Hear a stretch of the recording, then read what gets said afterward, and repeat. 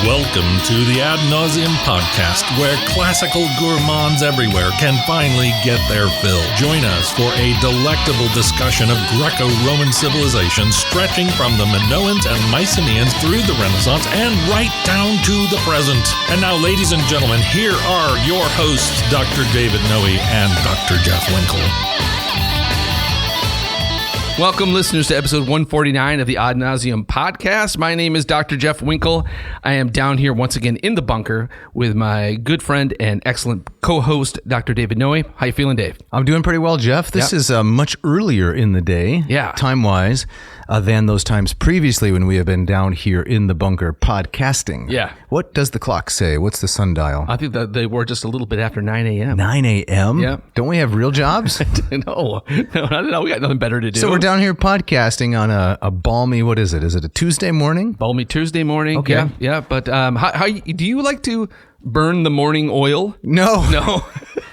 Whatever the opposite of burning the oil is, that's what I do in the morning. Gotcha. Right. So, I'm getting to that age where sleep is a little more elusive. Yes. So I go to sleep late at night because I'm burning lots of midnight oil. Yes. I'm lucubrating.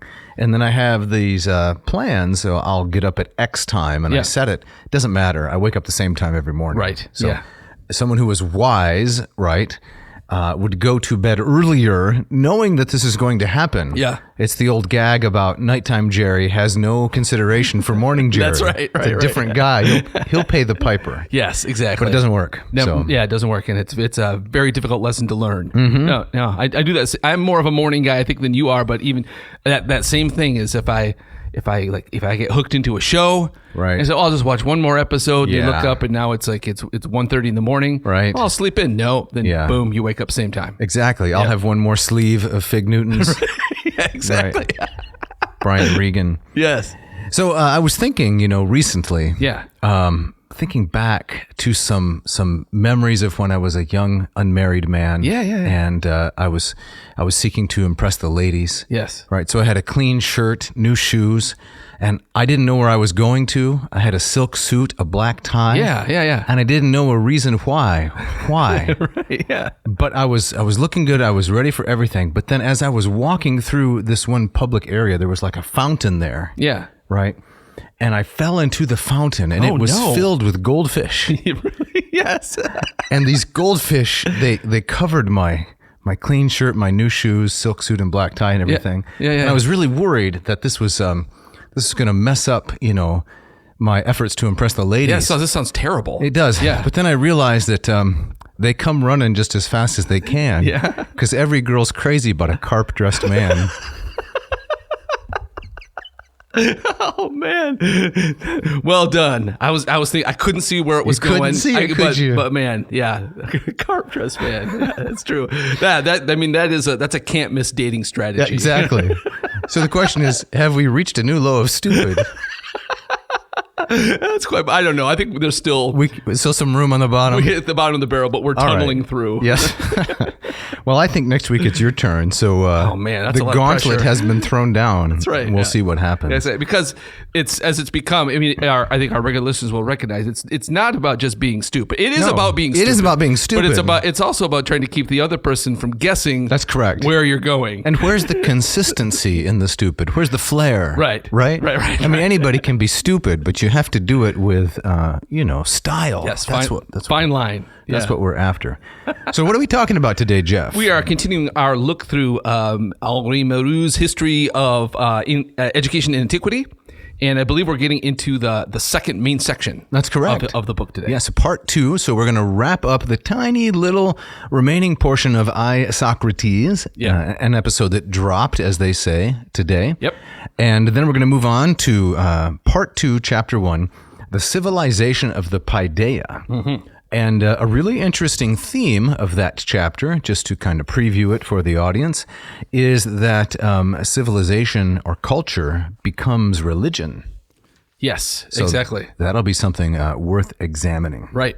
Yeah, I thought that was really interesting about how he. I mean, we're getting ahead of things, but Marrou talks about how it's really after or kind of during the era of Aristotle and Alexander the Great that education really becomes cemented. Correct. And he makes the argument that it doesn't really change for the rest of antiquity. And into the modern era, too. Yeah. That's exactly what we're dealing with today. Yeah.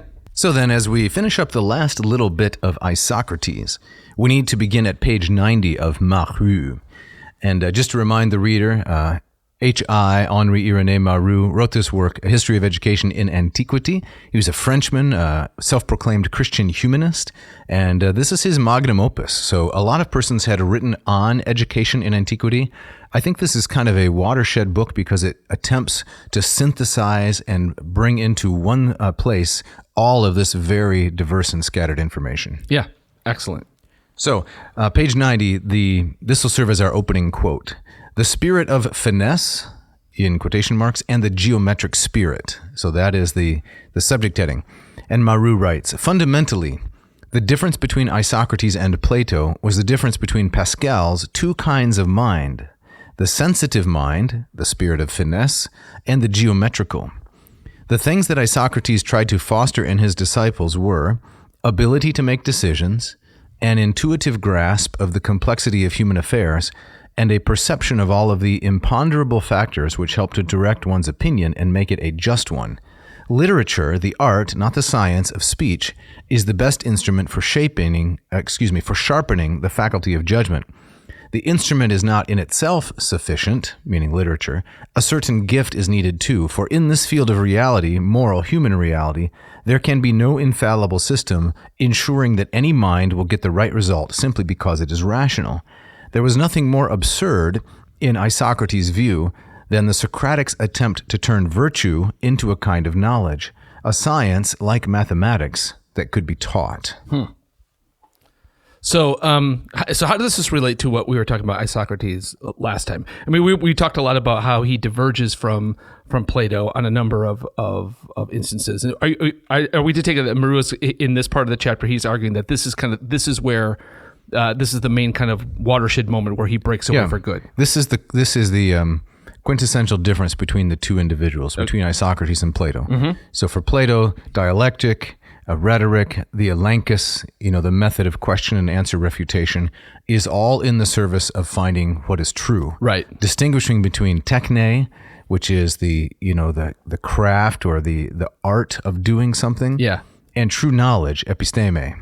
And if I'm understanding Marrou correctly, Isocrates kind of just waves his hand at that and says, no, this entire attempt is misguided. Yeah. You can't turn virtue into a kind of knowledge. It's not a science like mathematics, and so it can't be taught in that way.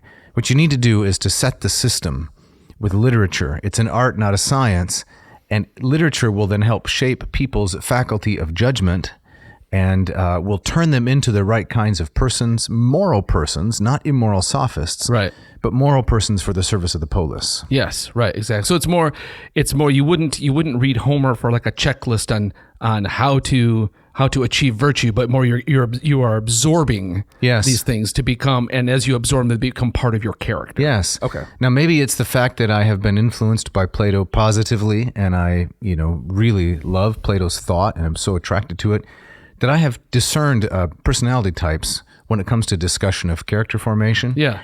And I think that the Isocrateses, they outweigh the Platos something like 5-1. Really? Okay. So I've had conversations with people about the question of education in particular. And because, I know the classics, at least to some extent, folks are sometimes surprised that I don't believe there's an easy 1-to-1 kind of ratio between study the classics, become a better person. Yeah. Read classical literature. Now your character is automatically going to be shaped. Now, in fairness to those persons, they probably would never say it's automatic. Yeah. They would say, oh, no, it's not automatic. There are other things that need to be involved, especially if they're Christians. They'll acknowledge the need for the Holy Spirit. But if you ask them, so how precisely does this happen? What is the mechanism whereby my reading Plato instead of James Joyce, my reading something that's truly maybe they would count Joyce as a classic. So let's say my reading Aristotle rather than reading Mad Magazine. Yeah. How is that going to shape my character? How precisely?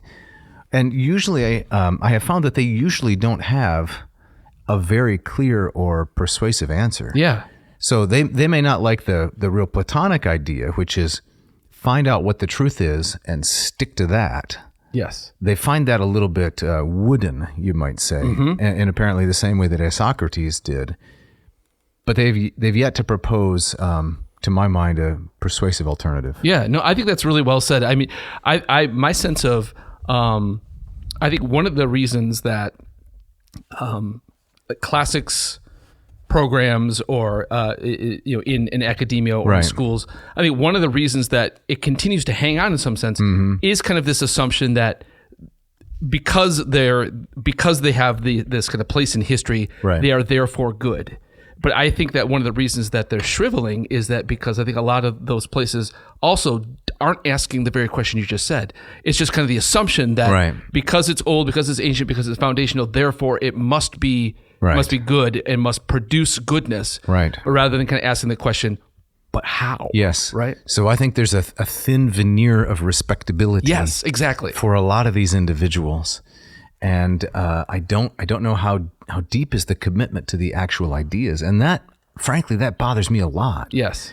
And so I've had people say, I teach the classics because they've said this to me, because I want to shape the character of the young people under my care. And so if I ask them, okay, but how does that happen?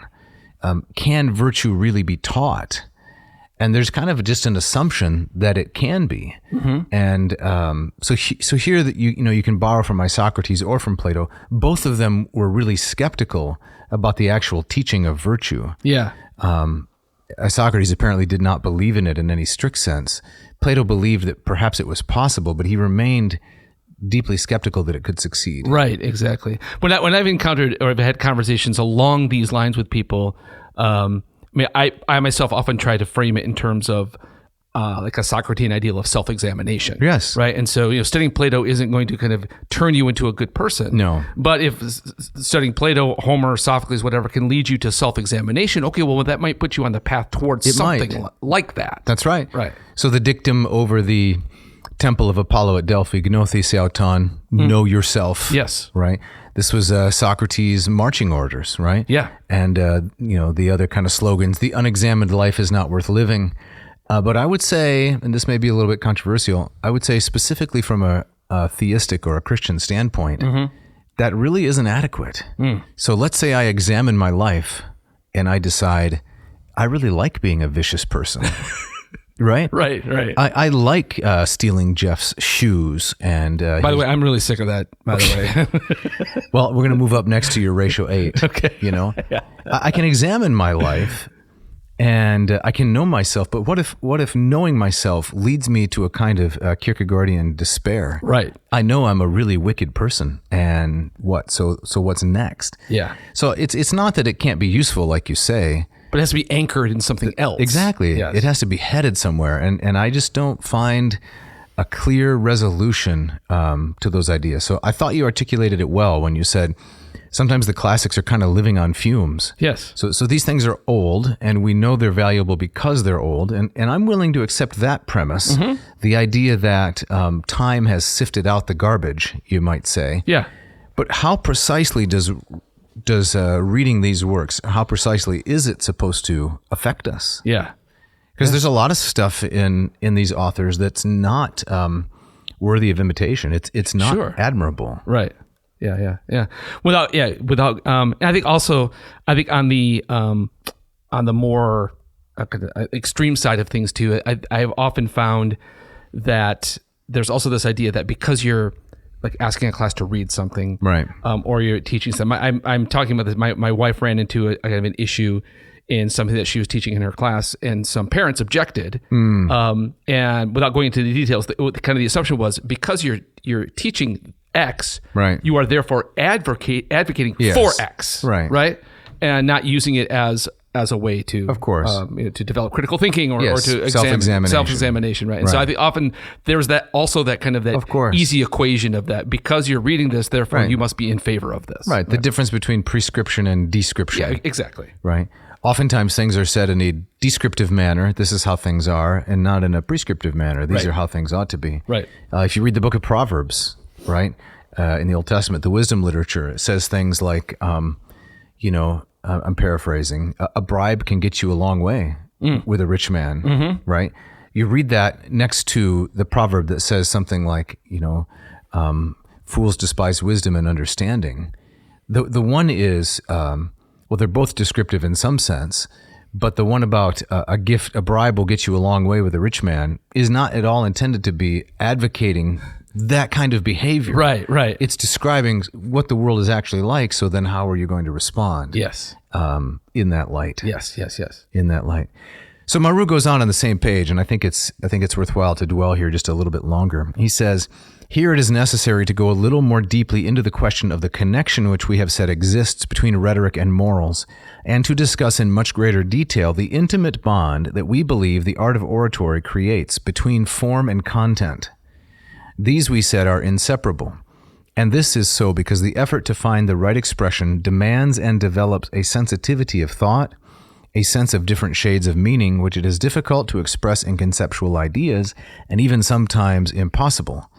This idea will be familiar to anybody who has read Valéry or Bremond. There are things that a poet feels and makes you feel at once, and which no amount of science can ever fathom.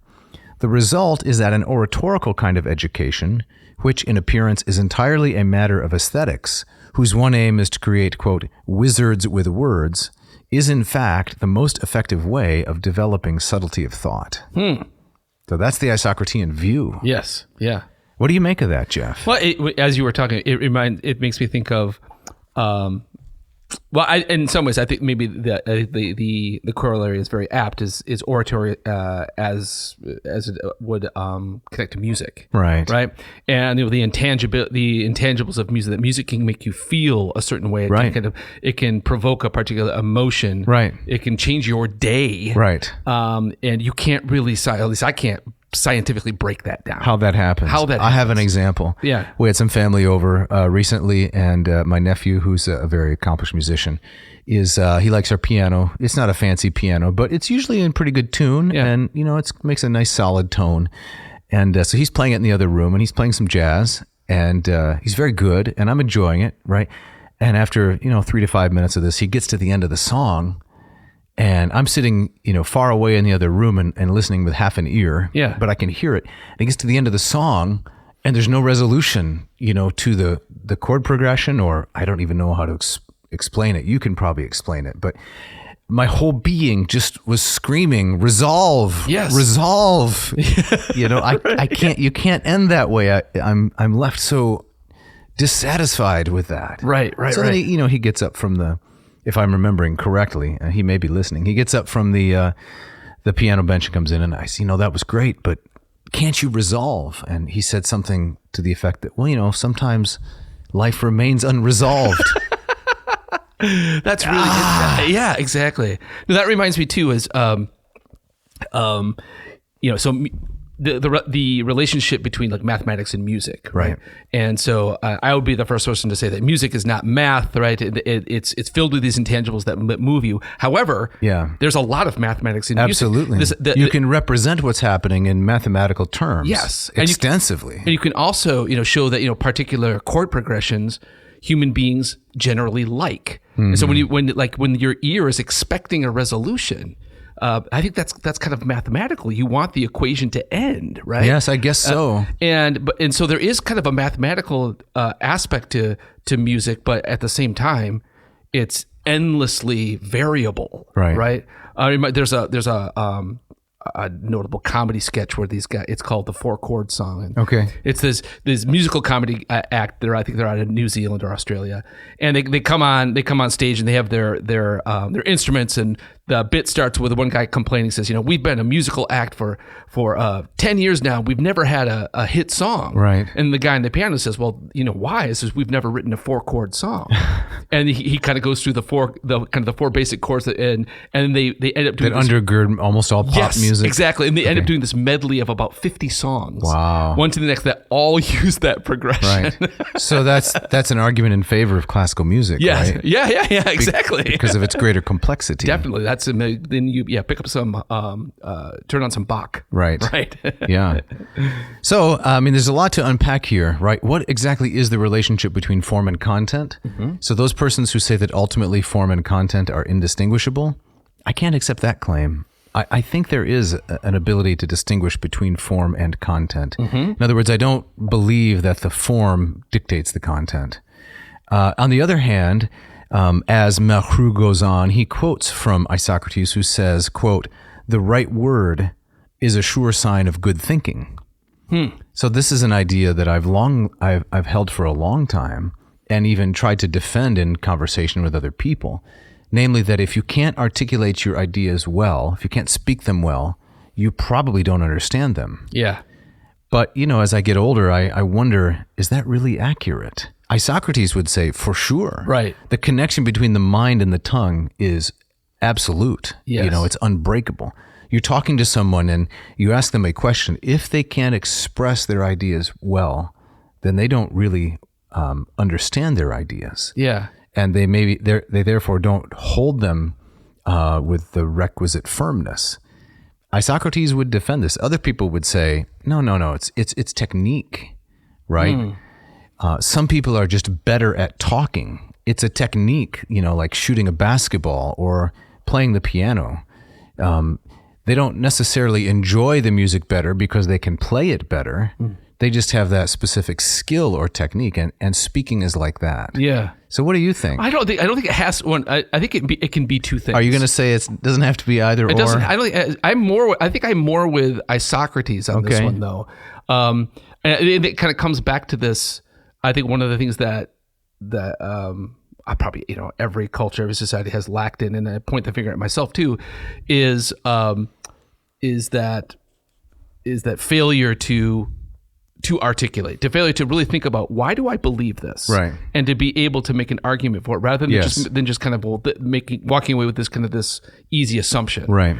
And so I think that I like the Isocratean ideal, because I do think that call to articulation and precision is a worthy one. Yes, but then what do you think about the result if a person is unable to do that?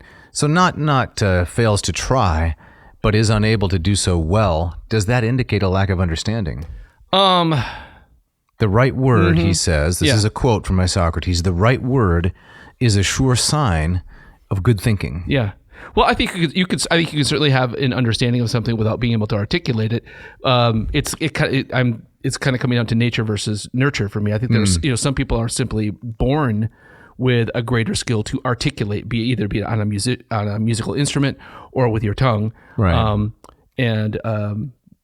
That I think that, I would be willing to say that kind of skill is an indication of a greater level of understanding than someone who maybe grasps something but can't explain it.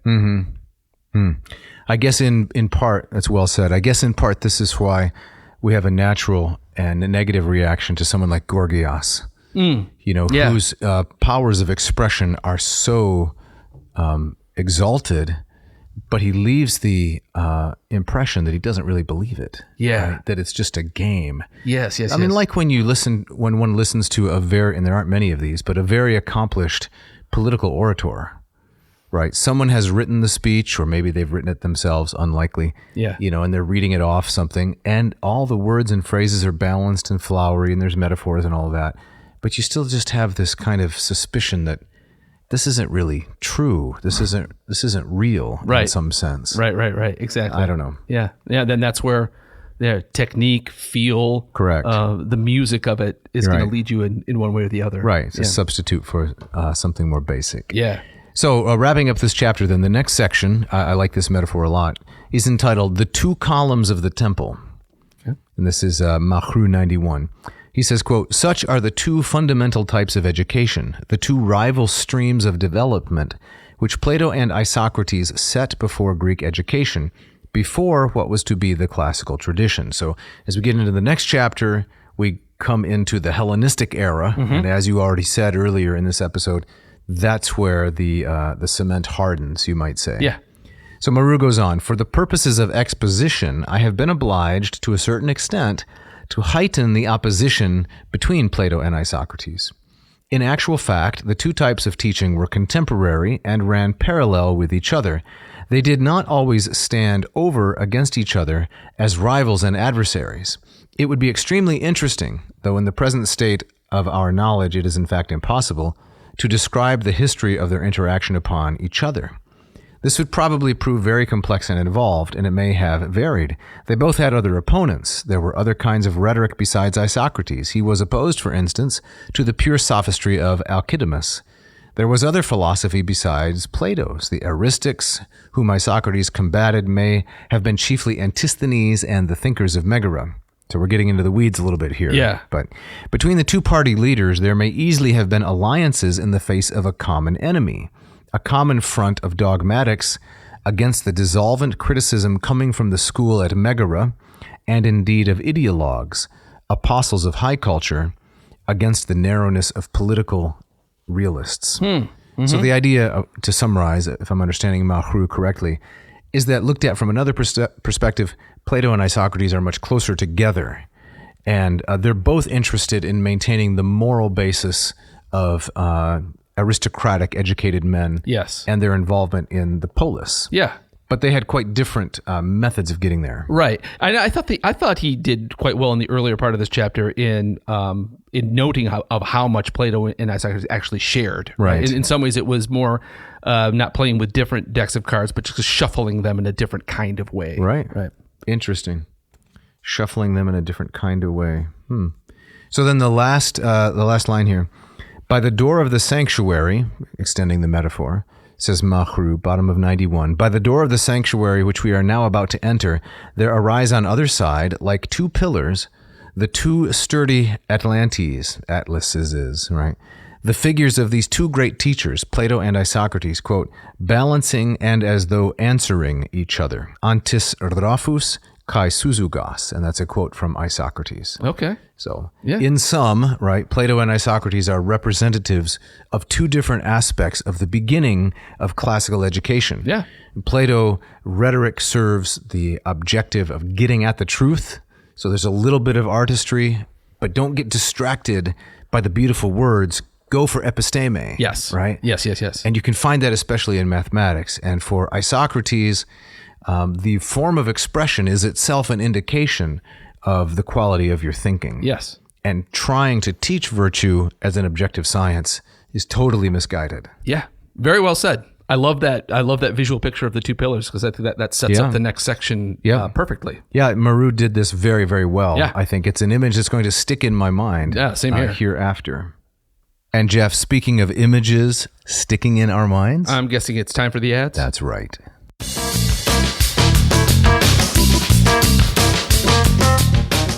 This episode of Ad Nauseam is brought to you by the entrepreneur who decided he was not going to tolerate any more mass-produced coffee. Mr. Mark Helweg out there in Portland, Oregon, who put together a mean machine, the Ratio 8, and then he made the 6. Jeff, you are an owner of both of those, are you not? Yes, I graduated from the 6 to the 8, but I had the 6 for probably a good year before I upgraded to the 8. Both excellent machines, and just yesterday, Yes. I met a friend for coffee. All right. Out at the local brew and beanery. Was it that one on Fulton Street that we've made fun of before? It was not. It was a different one.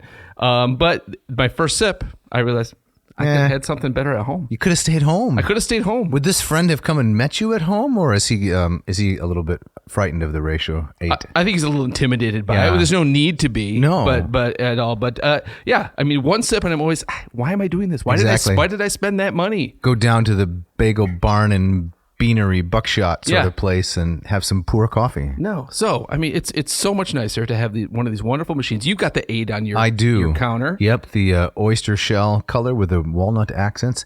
I'm drinking from some coffee I brewed in it just moments ago, actually. Excellent. And I've been thinking a lot about something you said on one of the many previous episodes where we were shilling coffee, that you once tried some inferior quality coffee, a low grind, a low blend, and you were amazed. Something that your mom gave you, I think you said? Yes, yeah, I remember this. You were amazed at how the ratio turned average coffee into something really quite delicious. It's very true. Yes, and I've experienced that too recently. Yeah, so there is kind of a mysterious alchemy. That's right. About it. But nice. I got this great machine, and coming out soon.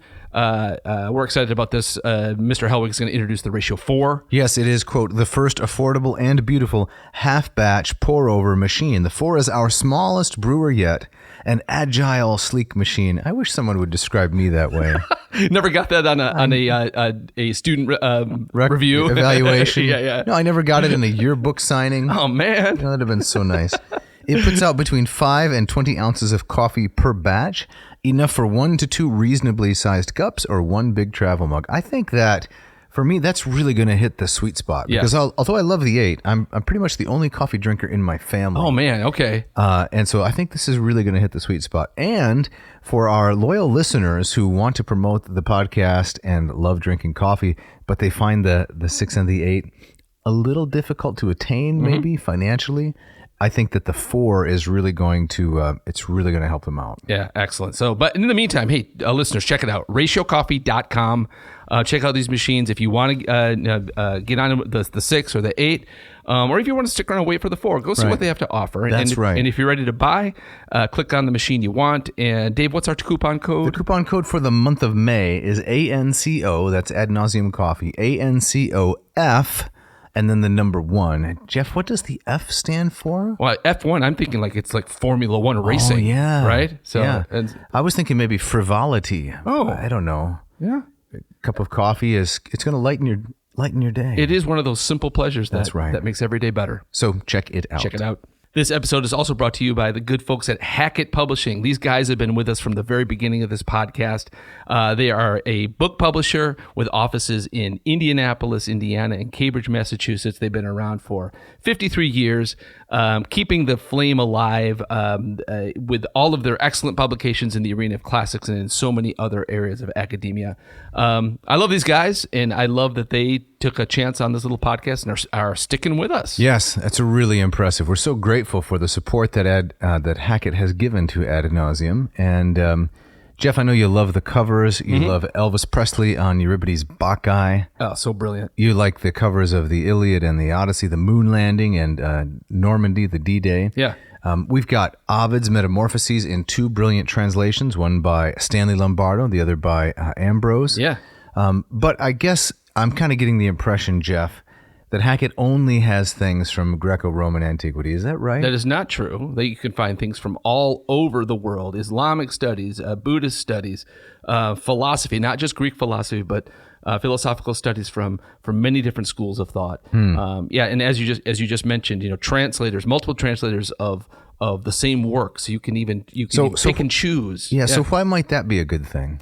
Well, I think that variety is key, and you as a language teacher and the language teaching I've done in the past, something we've talked about, translation of works it's not math, right? It's not just this one-to-one thing, and a good translation can do wonders, and a bad translation can really hold things back. That's right. And so I'm not saying that Hackett has bad translators, but that variety of translation, it's different readers are going to be pulled in. That's right. By different voices. Very well said. So I'm looking at the Hackett page and I see Asian Studies, Readings in Classical Chinese Philosophy, the 3rd edition.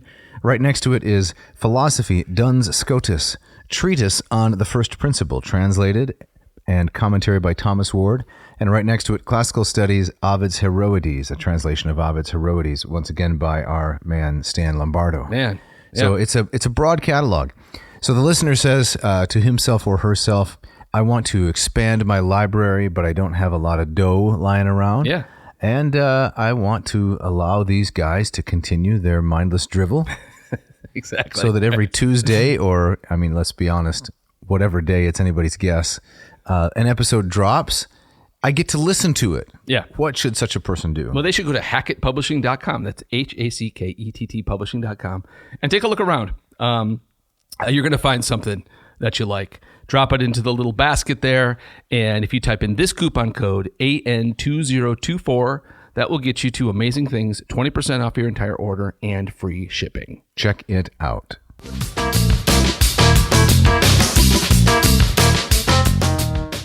All right, Jeff. So as we get back into it today, we're going to move on in Marrou, and we're going to look at Part 2, Chapter 1, which is entitled... The Civilization of the Paideia. The Civilization of the Paideia. So we are on what, page number... This is 95. Page number 95. You know what? I have heard that some people are actually following along with these episodes quite closely, this series. Oh, excellent. And I even heard recently that one of our colleagues, a classics professor at another institution, assigned a few of these episodes on Marrou to one of his students. Oh, that's so cool to hear. Yeah, so they're making good use of it. Excellent. So as Marrou begins here, I want to read just a portion of this first paragraph, and then we're going to get into this really interesting chapter.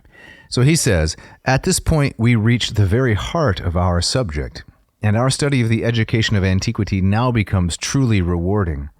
So I'm thinking, it took you this many pages, Marrou? Come on. Yeah, is he saying just the first 94 pages were just filler? Yeah, he's phoned it in. Yeah. Anyway, to continue, for the aim of any historical inquiry is not so much the enumeration of stages of development as the analysis and synthetic understanding of its subject matter, as the latter is found in its mature form, with all its values fully developed.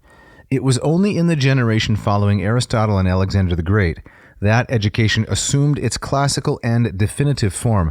Thereafter, it underwent no substantial change. It is true that there was some further development, but this was little more than the completion of a process that had been going on from the very beginning, the fulfillment of tendencies already present.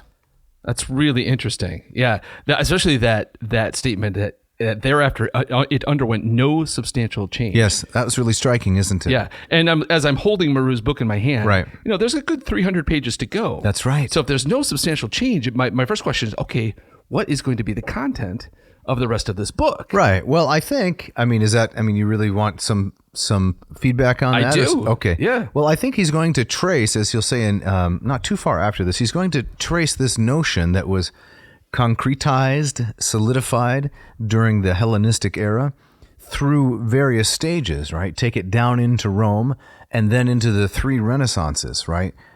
Which is, of course, the second sophistic, which I'd like you to talk about more in just a minute. Then the Carolingian Renaissance, 800 under Charlemagne, and then the Renaissance, right? The Italian Renaissance in the 14 and 15 and 1600s. Yes. Yeah. So it's a playing out of this notion in various stages.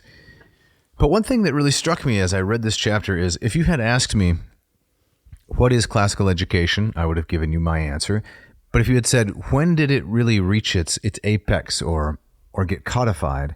I probably would have given the wrong response. I would have said something about late 5th century. I would have talked about Herodotus, the beginning of Socrates' career, because there was such a flowering then of all things under Pericles. Right. The tragedians, the comedians, and so forth, architecture. But that's not the right answer. It didn't really come into its own until the Hellenistic era. Yes. And Marrou makes that point brilliantly. Yeah, and another thing that really struck me too, that I think I also would have given the wrong answer if I was asked, well, whose ideas are the foundation of what education becomes. Right. It's not I'm not dismissive of Plato. Yeah. But in terms of what's in the textbook. That's right. It's really Isocrates who wins that arm wrestling match. That's correct. Now, of course, Plato, of course, becomes foundational, as we get into the 1st, 2nd, 3rd centuries, and as Platonic ideas merge with Christian ideas. Yes. And then Plato again takes another forefront. But if we're talking just about education, what's happening in the schools, right. It's Isocrates' kind of more practical approach which wins the day. Absolutely. So I might have chosen a little different word than merge, but I know what you're after. And you're absolutely right. Yeah. Platonic ideas become indispensable, to the execution of Christian theology. Yeah. You got to use that language and those thoughts to express very different ideas. Exactly. So when is the Hellenistic era? So much of this chapter is about classical education reaching its apex in the Hellenistic era, but how do we define that? The usual dates of that are roughly the death of Alexander, right, until Augustus takes over. Yes, right. So I think it's 323. I think is the death of Alexander. Yeah, and then 31. Yes, that's right. Battle of Actium. Yeah. So there's that great book by Peter Green of Brackish Tang fame. Exactly. Yes, our guy. From Alexander to Actium. Oh, yeah. Yeah. And such a monumental book, a watershed book. Therefore, setting the table, I would say, for at least the next couple hundred years as to what is the Hellenistic era. Right. Alexander to Actium. Very tidy, very neat way to understand. And of course, you can always criticize it, as historians like to revise and say, well, nobody knew they were living in the Hellenistic era. Right. But we understand that when we teach and talk about these things, it's not science. Yes. We have to have convenient ways to understand different movements. So there's some artificiality, but you have to go with it. Exactly. You have to kind of put brackets on some things just to, in some ways, have a conversation about it. Correct. Yeah. How are you going to talk about 300 years of diverse changes in culture and literature and so forth? Right. Got to give things names, and you understand they're not precise. Right. Exactly. Yeah. So I think it's really interesting that Marrou gives us the statement that education kind of reaches a foundational level. Right. And he goes on to talk about how out of this comes the idea that the learning of letters is the beginning of wisdom. Correct. Right. And yes. it's literature becomes the foundational element in education in a way that for Plato was never really the key. No. So before we get to that little part, I didn't want to skip over the subsiding of the physical aspect of education. Yeah. That's an important part. You want to read just a couple choice quotes from that second paragraph on the same page, please? Sure. So Marrou writes, so while still retaining its essentially moral character, education became more and more dependent on books, and in consequence took a more scholastic turn. The school came to the forefront and developed its institutional character, gradually taking the place of the spontaneous or organized youth club, with its characteristic atmosphere of more or less amorous relations between older and younger members. The transition to a scribe education has finally been accomplished. Right. So no more gym class. That's right. No more seeing the training of the body and the development of a physique as an essential part of the aristocratic norm at which to be aimed. Right. So is this kind of like Revenge of the Nerds? Is that really? I guess so. I guess. I mean, again, audience, forgive us if we're kind of repeating ourselves. But I thought that one of the really interesting things in the previous chapters is how music and learning how to dance. Yes. Was part of an essential masculine education. Correct. Right. Things that I think that very few people would ascribe to today. That's right. But yeah, a Revenge of the Nerds in that, there's no need, knowing how to read and write and speak and interpret is way more important than being able to run the 50-yard dash. Right. Or to ride a horse, to throw the javelin, to chuck the discus. That notion of being good at everything, I guess, reemerged later on among the Romans. And maybe the notion of the Renaissance man who is capable in all fields, including physical activity. Maybe that was an ideal more, how do they say, honored more in the breach than the observance? Yes. Something like that. Yeah. But clearly it was during the Hellenistic era that education as primarily a literary undertaking became so dominant. Yeah. And yes, exactly. And would you say that these kinds of things are still dominant today? Yes, I think there's a harder division now than there used to be between these kinds of ideas. We have the stereotype of the stupid athlete, right, the dumb jock, and we have the stereotype of Professor Frink, right? Yes, right. That is the overly brainy, nerdy kind of individual who's not coordinated and can't do anything useful in practical terms. Right. Yeah, exactly. It reminds me of, a couple months ago, watching March Madness. And that's a basketball phenomenon? The NCAA Division I men's basketball tournament. And a lot of the ads will often be for particular schools want to sell themselves. Sure. And when they will almost always frame it in terms of the scholar athlete. Yeah. And they're also saying that, the vast majority of our athletes don't go on to the NBA or the NFL or whatever. Right. But they are, they're trying to kind of balance that scholar athlete ideal. I don't think that's something our culture takes seriously. I don't think they take it seriously either. I think you're right. But it's interesting to kind of see that in light of this. That's really kind of an old Athenian ideal Right. that disappears fairly quickly. Yes, in the Hellenistic era. Yeah. Maybe one place that it is taken seriously is at smaller schools and Division 2, Division 3. Right. It also depends very much on the sport, I would say. So I am not, in any way denigrating the abilities and intelligence of athletes in the big money sports. Yeah. But in the small money sports or the no money sports, at the outset from the get-go, there is no financial future in this. Exactly. There just isn't. It's not as entertaining, apparently, for people to watch volleyball as to watch football and basketball and things like that. Yeah. It's just not as entertaining for whatever reason. I don't know. Yeah. And so if you're in one of those sports, you're in it for a non-financial reason. Right. It's even rarer that you could turn it into a career. Exactly. I'm also reminded of, I remember in under our undergrad days, lots of complaining about my peers about like the PE requirements. I think we had to do like 4 PE class and tried to make them academic. Yes. I remember that part bugged me. It bugged me too. I remember taking and doing very poorly on a test on the dimensions of a tennis court. Really? Yes.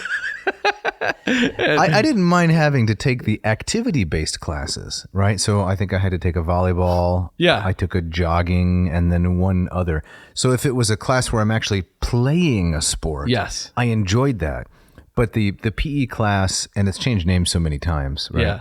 Kinesiology, I think, is the current term du jour. Yes.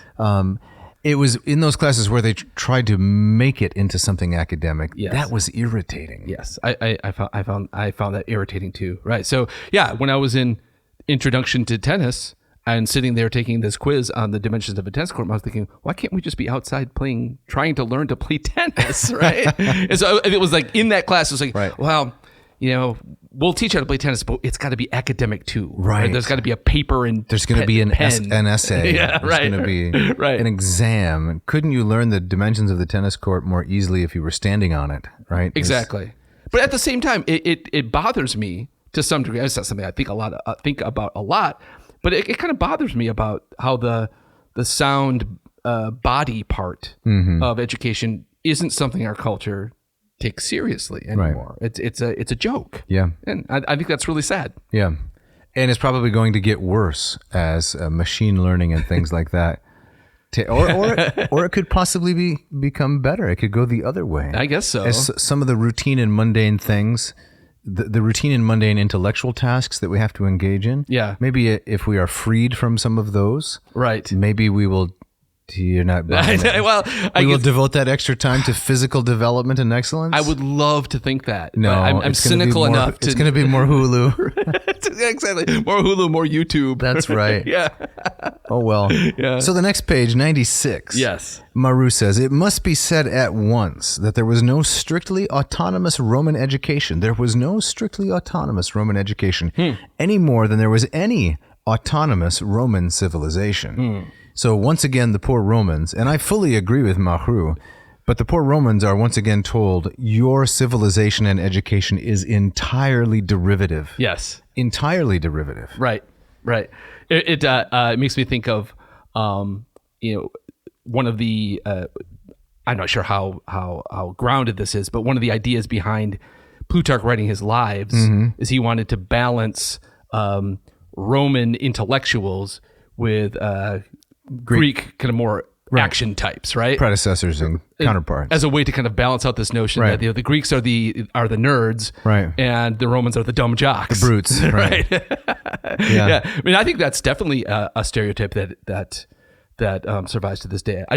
Did we talk about this thing that came out about how much do men think about the Roman We've talked Empire? about it many times. Have we talked about right? Proving the point of the entire meme, right? Right. The meme was how often do men think about the Roman Empire? Yeah.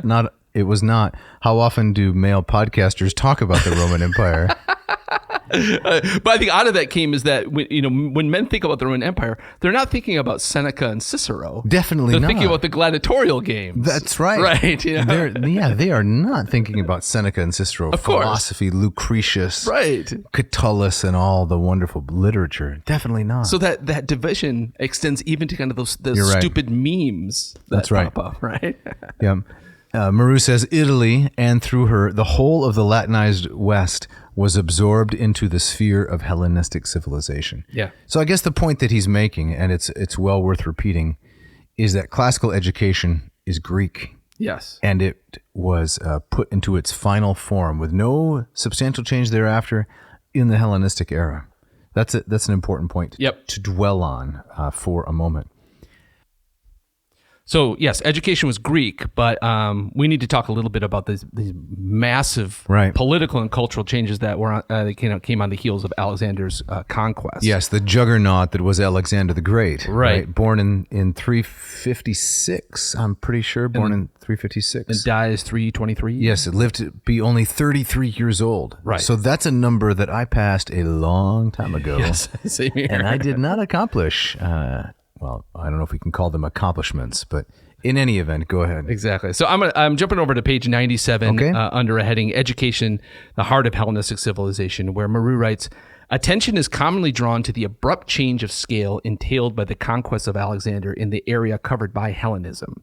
Its eastern frontier suddenly retreated over 2,000 miles from the fringe bordering the Aegean on the one side to the Sirdaria and the Indus on the other.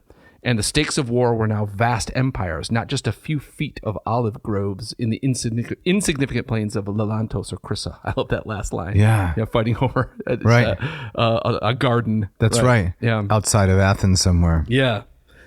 So the retreat of the eastern frontier, almost 2,000 miles. Yeah. That's mind-blowing. It is mind-blowing. Right. Especially when we think about all the stuff we've been talking about with classical education is in a fairly tightly circumscribed area. Correct. In the Attic Peninsula. Yes. I mean, not much, maybe not even the size of the state of Michigan. Right. It's very small. And suddenly. Right. It goes 2,000 miles, which I did a little bit of research. The distance from Grand Rapids, where we are located right now, to Los Angeles, California, is 2,100 miles, 2,175, right? If you were to drive it. Maybe a little less as the crow flies. You ever done any crow flying? I've done very little crow flying. Right. But lots of road tripping. I've made that drive. You've driven from here to L.A.? Or from here to Las Vegas. And a little bit beyond.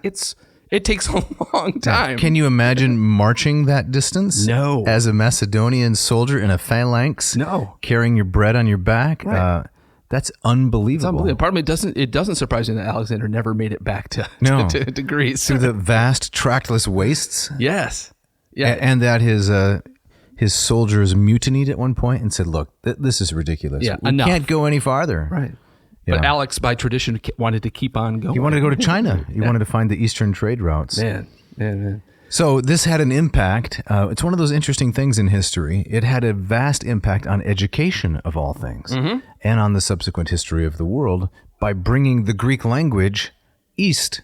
Yes, exactly. And so out of this comes the Koine dialect of Greek, which, as I'm sure many of our listeners know, is the dialect that the New Testament That's correct. Gospels and letters are written in, and it becomes kind of the common language That's right. that binds all of these widely disparate cultures together to some degree. For sure.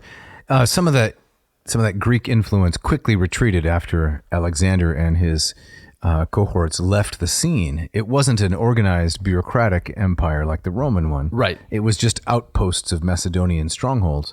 But it stayed on pretty strong among the Seleucids and the Ptolemies in Palestine and other places, Egypt. Yeah. So in terms of the educational impact, though, what does Marrou say? So Marrou continues, same page, and he says, against this immensely enlarged background, that would be the Alexandrian expansion, the traditional framework of the ancient city broke up, or at least retreated into the background. It is true that the Greek type of city continued to exist. In fact, there were more of these cities than ever. Everywhere, except in Egypt, Alexander's successors carried out a Hellenizing policy by establishing or developing urban centers on the Greek model. Now, the Greek model, and we need to do an episode on this at one point, Jeff, because this is fascinating. Back when I was teaching art and architecture each year, we talked a lot about how Greeks built cities. In fact, there's a famous monograph, How the Greeks Built Cities, introducing the grid structure. Yeah. If you wanted to go from point A to point B, you didn't have to wander circuitously through the highways and byways. You could go at right angles to your destination. Right.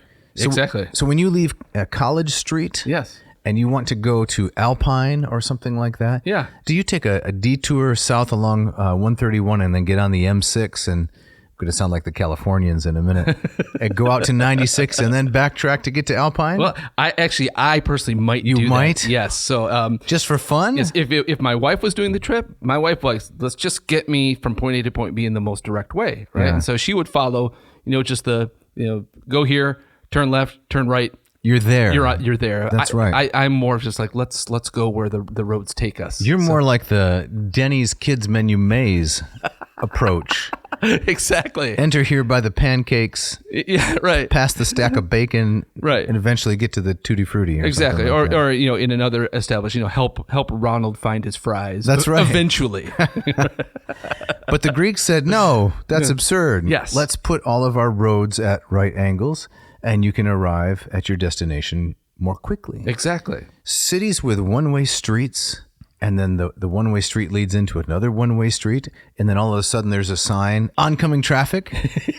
Have you been in that kind of spot? Yes. Where suddenly they decide, apparently arbitrarily, that the road is no longer one way. Yes. And now you're facing oncoming traffic. There's that moment of panic. Which lane am I supposed to be in? It's true. I actually, my house is on one of those roads. That's what I thought. Yes, it's one way where I live, but if you go, half a mile in the other direction, it's two ways. Yes. It's very confusing. This is not how the Greeks built cities. They imposed a grid structure on everything.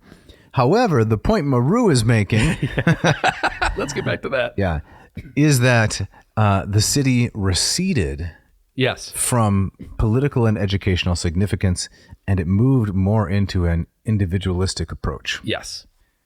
And so that's a theme, Jeff, that Marrou develops more on the next page, Yeah. right? Yep. Can you take us into that? Sure. So on page 98, he writes, the real heir of the ancient city was not, as is often said, with a slight suggestion of contempt, the individual, but the human person who, liberated from the corporate conditioning and totalitarian pressure of city life, now becomes conscious of himself, of his capacities and needs and rights. Henceforth, the norm and justification of all existence are to be found in man. Man considered as an autonomous personality in his own right, achieving the realization of his being beyond the self, perhaps, but certainly through the self, and without ever renouncing his own individuality. So how is that not individualistic? I couldn't quite understand what Marrou was saying there. I mean, maybe just he's talking It's about not the individual, but the human person? What's that distinction? a more kind of expansive notion of the self. Okay. I guess is what he's getting. I don't quite get the point he's making at the beginning of that paragraph. But I mean, the larger point is that we do have this kind of this move away from, I guess, being a citizen of the world, the citizen of the polis, to the one's self-identity wrapped up. Okay. As I think Marrou goes on to say, wrapped up in your vocation. Right. Maybe this elucidates it a little bit. He says, to a greater extent than any who went before him, Greek man had regarded himself as the center and, quote, measure of all things. That's the Protagoras. Yeah. Mm-hmm. And in Hellenistic times, this humanism became conscious of its personalist claims.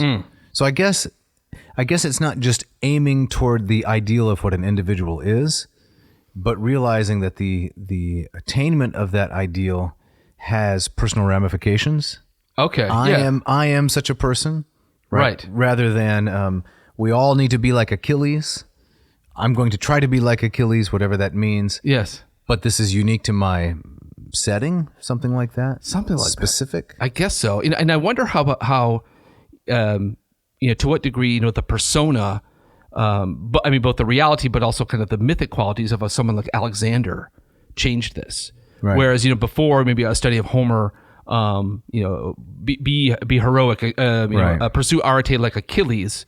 Now we have this man who did all of these things in real time and in Right. recent history. Right. And what if that kind of changes, kind of takes it out of the mythic, takes it out of the general and say, look, this person did this. Right. And so there's more kind of a gravitation towards that kind of that individual Yeah. type of heroism or Right. kind of greatness. Right.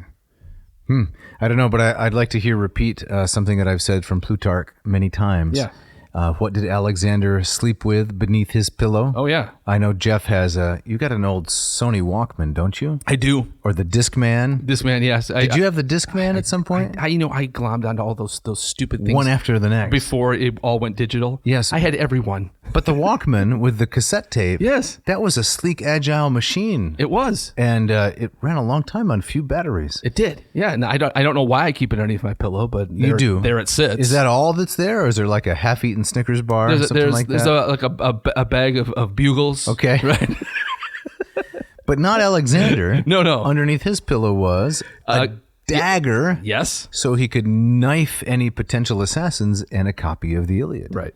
And that's the ideal. You've got to be a literary man, a speaker of words, and you have to be a doer of deeds. And sometimes that means, doing someone in if necessary. Yeah. A scholar warrior. Exactly. But which is also very interesting that in terms of education, that I guess the warrior part disappears. It disappears? Yes. Maybe an interesting analog, and I don't want to get political, but the middle of 19th century the United States, you had Southern gentlemen and Northern gentlemen deeply reading the classics, just deeply enmeshed in the classics, and then going off to West Point.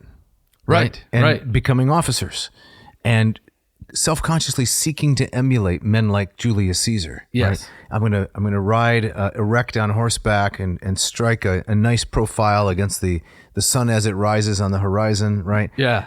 And then I'm also going to be reading a copy of Cicero's letters or something as I'm moving through the Union or the Confederate camp. Yeah. That's what they did, and I guess there's some romanticism to that. I don't know. Sure. Yeah.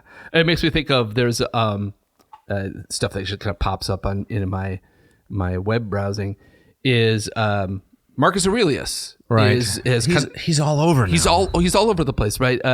But I mean, as a Stoic, right? Yes. As a philosopher, but the aspect of Marcus Aurelius as a conquering Roman emperor is kind of a butcher almost. Oh yes, kind of is never talked about. Right. But I guess Marcus Aurelius would also be in some ways an example of definitely the philosopher He warrior. is the philosopher king. Right. Yeah, I should be careful about saying butcher, but I guess it's hard for me to emulate men of war. Yeah. Leaving aside, or admire, I should say. It's hard for me to admire. I definitely don't emulate. But Yes. leaving aside questions of, was it just war, was it unjust war, there's still something very brutal about Roman activity throughout all of Europe. Completely agree. Well, that's a dim note. All right, Dave. So we're up against it a bit in terms of time. So Right. let's get to the end of this chapter, Okay. where Marrou has another fascinating section, which he titles "The Religion of Culture." The religion of culture. Right. Okay. And he writes, so this is why we also find amongst the epitaphs on so many funeral monuments, bas reliefs, and statues, references to the intellectual attainments of the deceased. Either by their own express wish or on the initiative of their families, they are represented as having been men of letters, orators, philosophers, amateur artists, or lady musicians. So this idea of as things become more individualized and how human beings are now identifying themselves, their intellectual accomplishment becomes kind of the what you lead with in terms of telling the world of who you are or Right. who you were. Right. Yeah. Interesting. So there's almost nothing now in the American marketplace which is not commoditized. Yeah. Right. Everything is a commodity. I know there's a strong reaction the other way in handcrafted and artisanal bakeries and artisanal coffee brewing and so forth. Right. That's a reaction to the commoditization. Probably my least favorite is, have you seen this? Handcrafted banking solutions. I haven't seen that. Have you not seen No. that? Billboards all over Grand Rapids. Oh, really? Yes. Open an artisanal banking account. And I think this is the most absurd kind of marketing. So you open a checking account, you get a cheese platter with it? I don't know. But clearly, they're trying to take something that is strictly a commodity. Yes. Yeah. And I don't know how you choose a bank, but I choose it by convenience and what are the rates. I'm just very pragmatic about that. Completely. I don't want a relationship with, but it's all about trying to give the appearance of something not commoditized. Yes. Yeah. Completely true. Yeah. So as there's more commoditization, is it possible that something like what Marrou describes could emerge? If we're all wearing the same clothes, driving the same cars, eating the same foods, Yeah. is it possible that things that previously were not valued very much might become more valuable because they become marks of distinction and separation from others? I think so. I mean, I think there's always that element in human culture of kind of pushing back. Right. I guess if something becomes too mainstream. Right. It kind of reminds me, I mean, this is a stupid example of, I'll have kids in my class, they show up with the t-shirts advertising Nirvana. Right. Or, I've seen that. Bands from the 90s. 30 years ago. Or, less so, but you also see like, the Beatles and such. And, or even kind of the impulse of lots of people to collect vinyl. Yes. Right? Right. And so there's always there's kind of that old school, if everything becomes too mainstream, well, let's go to something that nobody's doing. Right. Until that becomes mainstream. Then there has to be a reaction to that. Yeah. Right. But Jeff, does Marrou say that these monuments, these epitaphs and bas relief sculptures, were they limited to an intellectual elite? No, he goes on here. So he writes, these monuments were not, as it was once believed, necessarily raised to professional intellectuals such as teachers, artists, or writers. We know that in most cases, they were dedicated to private individuals whose professional activity took them into quite other fields, medicine or the army or business. But all, no matter what their profession, wanted one thing to be recorded on their tombs, the fact that they had won the friendship of the muses, had possessed the one incomparable treasure, a cultured mind. Interesting. That's appealing, isn't it? It is. I like that a lot. Yeah. So what's going to be on the Winkle tombstone? Well, I've always, when asked this question, which has happened very rarely, said, I want to be cremated and what? Yeah, put me on a shelf somewhere. No. Yeah. I don't want that. You don't want that? What do you want? I don't want that for you. I'm dead. Who cares? I care. Think about the living, my man. Yeah. I think you should put on the tombstone something like played the guitar, self-taught pianist, father, athlete, all that, and then something about check out his SoundCloud. Really? Yes. Which will probably be defunct within a couple of years of my... Well, okay, when I say check out his SoundCloud, I don't mean you have to go to a specific music app, but check out his oeuvre of the kind of music he made, right? Because you put a lot of heart and soul into that, don't you? The creation of original music and cover songs. I do. You enjoy that. I do enjoy it very much. That's the cultured mind. You have won the friendship of the muses, have you not? I guess so. So I guess maybe if I was following this ancient path, maybe I would do something like that. Okay, right? so let me ask you a series of questions. All right. You like music, yes? I do. Do you want to win the friendship of the muses? In as much as that means I want to be good at what I do in the musical realm, yes. Okay, but does it also include not just being good at what you do, but having others recognize your musical goodness? That's an added bonus, but I don't need that. So you don't care about public opinion of your artistry? Not really. So I don't know if you're more Hellenistic or less for that reason. I think you're probably more Hellenistic. If you were more a 5th century Athenian, you wouldn't have a sense of identity and excellence without the recognition of your peers.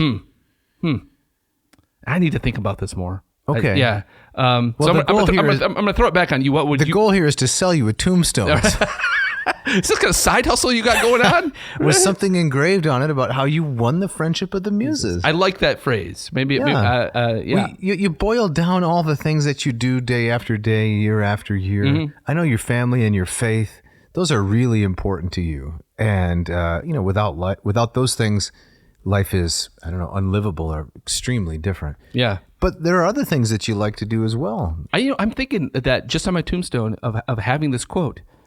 He won the friendship of the muses, and leaving it to the visitor to the stone to figure out to contemplate what that means and how he did it. Right? Yeah, exactly. Now, what about you? Well, in terms of leaving it to the visitor to figure things out, yes, there's going to be Greek and Latin on my tombstone. Of course. Yeah. Yes. I don't know about Hebrew, but Greek and Latin for sure. That's my desire. And what are you going to write in those languages? That I haven't decided. Okay. Maybe a couple little lines from Homer or Ovid. Yeah. Maybe a New Testament quote. Why do you seek the living among the dead? I've often thought about that one. Yeah. I like the ancient Greek tombstones that you can see, in the National Archaeological Museum in Athens, which ask a kind of provocative or flippant question of the viewer, kind of like, "Hey, dummy, what are you doing here?" Right. Right.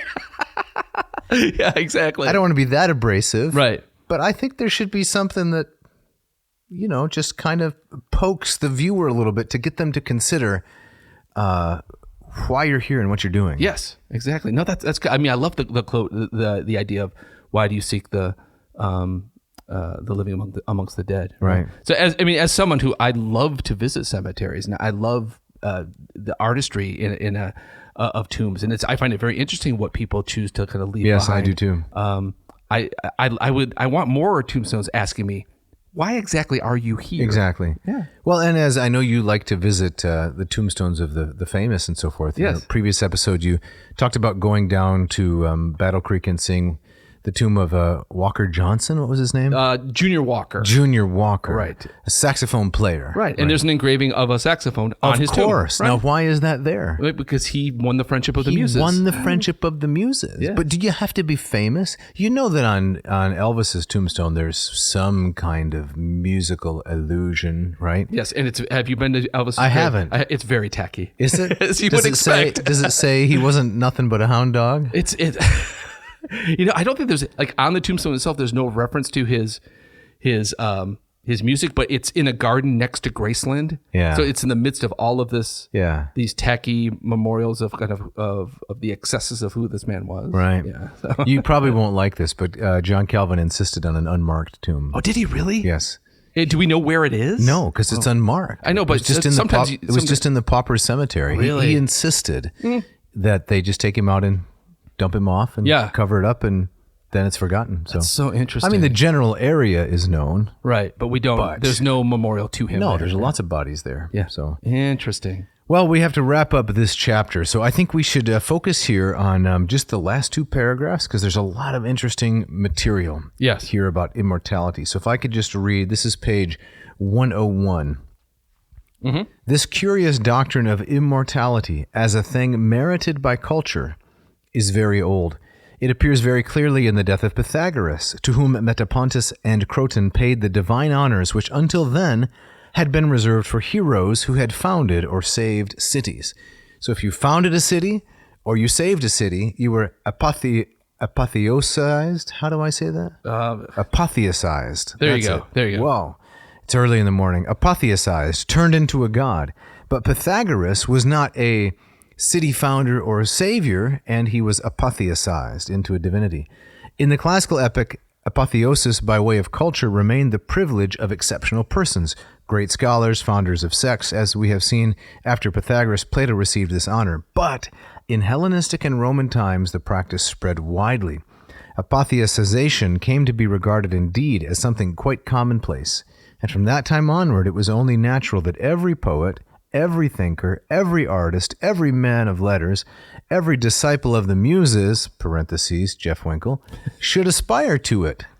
They could all claim the splendid title of musikos aner, a man of the Muses, i.e., a man sanctified and saved by those goddesses.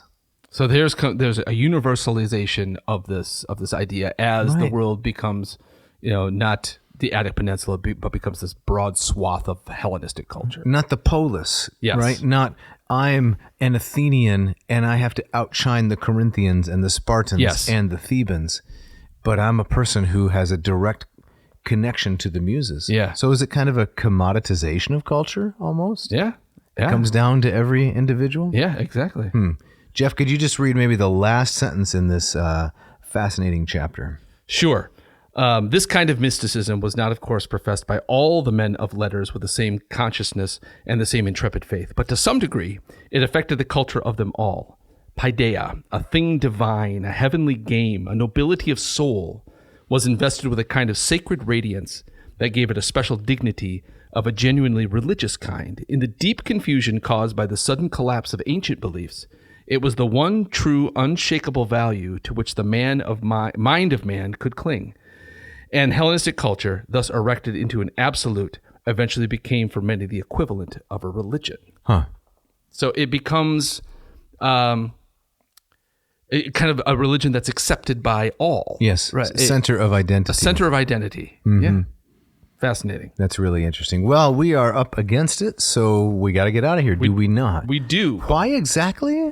Some banging going on the doors out there? There's always somebody's always trying to get in here. Do you have any idea who this is this time? I think it is a man by the name of Diligent Steve. Diligent Steve? Diligent Steve. You don't remember? I don't remember. I remember Lazy Steve. Way back, episode 16, maybe it was episode 18. Yeah. Cranks for the Memories. Yes. That was one that you titled, about William Perkins and Alexander Dixon and Giordano Bruno and Peter Ramus, about how to build memory castles and so on and so forth. And we were blathering on, as is our wont. And you said something like you mean like a lazy Susan? Yes. And I said, Jeff, that's so chauvinistic. Right. Why does it have to be Susan who is the lazy one? And you said, okay, it's a lazy Steve. The Lazy Steve. Right. And we have, since that time, worked so hard to turn that into a running gag. Right, exactly. I mean, Lazy Steve, he's shown up a few times. He has. Yes, exactly. But now it's Diligent Steve at the door seeking some recompense. I gotcha. He's got a vendetta. So we better sneak out the back door. All right. Before things get a little nasty. Let's do that. So before we sneak out that door, Dave, what if some of our listeners want to learn Greek or want to learn Latin? What do you have to offer them? Oh, well, I'm so glad you asked. Yes. If they want to read Greek, they should go to mossmethod.com. I have this program which will take you from... neophyte to erudite. Very nice. I thought you were going to miss it. Oh, man. Got your cue. If you know little or no Greek, I can take you from that point, God willing, to a place of tremendous Greek knowledge. I've developed this program. Each module has 40 lessons. You learn to read the language from day one. It's not like most textbooks. Memorize a rule, apply a rule in one sentence, forget the rule, memorize the next rule. Yeah. No, you're reading real stories from the very first day. Stories adapted from classical authors like Lucian and Aesop and Herodotus and Plato. So there's just a lot of great stuff there. The course is self-paced, so you work at your own rate. You have 1 year to complete the module. It's expert. I take the last 30 years of my own study, 30 plus years of studying and teaching Greek, and compress it into this course. Self-paced, expert, and accessible. You have access to me each week in our Moffus hours, where you can study with other students from around the world. As I like to say, there may be a better program. I don't know about that, but I am sure there is not a better value. That is combination of expertise and price. Excellent. And so if people go to mossmethod.com, they can check out some of your free stuff. Absolutely. Before they dive in head first. And yes. Yeah, very, very cool. Now, what about Latin? Yeah, so Latin, we just this past week, launched Unit 2 of our Lingua Latina per se Illustrata, the Hans Orberg textbook, Latin Teaches Itself. I like to translate it that way. So Unit 1 is chapters 1 through 9. Unit 2 is chapters 10 through 18, and we have a beta. If you want to get in on the ground floor, we are releasing a lesson 1 per week. You can get in on the beta for extremely cheap, $175, which will eventually include all 40 plus lessons. Great. And we're going to run a special where you can get Units 1 and Units 2 together at a lower rate before we do a little price increase. So if you've been on the fence and you think, I want to get in on this, now's the time. So go to latinperdiem.com/LLPSI or /shop, and you're going to find some great things there. Excellent. And you're learning along with other students and yes, benefiting from their successes and their mistakes. That's right. Yeah. Men, women, old, young, retirees, grad students, pastors, young kids, 12, 13, 14. Fantastic. You can learn really at any age. That's great. So if you don't want to learn Greek and Latin, okay, I can learn to live with that. But if you say that you can't or there's not an opportunity, I can't live with that. Yes. That's just not true. Right. Jeff, we got some people to thank. Yes. As always, Mishka, our wonderful engineer, who makes us sound better than we are. Scott Vincent, Ken Tamplin, those two amazing musicians, just ripping it up. And they're the guys behind the great stuff you hear throughout the episode. So generous. To allow us to use their music, and so inspirational for guitar players like me. And hey, if you want to have a shout out, if you got a question, a suggestion, a complaint, you can always get in touch with us. You can write to Dave at adnauseam.com. Don't forget that V. Or Jeff at adnauseam.com. Don't forget there is a V in there. ADNAVSEAM. We'd love to hear from you. We will get back to you. Yes. And in the meantime, show your love for the podcast by going to adnauseam.com. Again, that V. And check out our Lurch with Merch section. Pick yourself up a t-shirt. It's always in style. That's right. Yeah. And Jeff, I believe you have today's gustatory parting shot. I do. And we were just talking about Pythagoras. Yes, we were. This is a quote attributed to him. He writes, "Salt is born of the purest of parents, the sun and the sea." There you go. Thanks for listening. Thanks.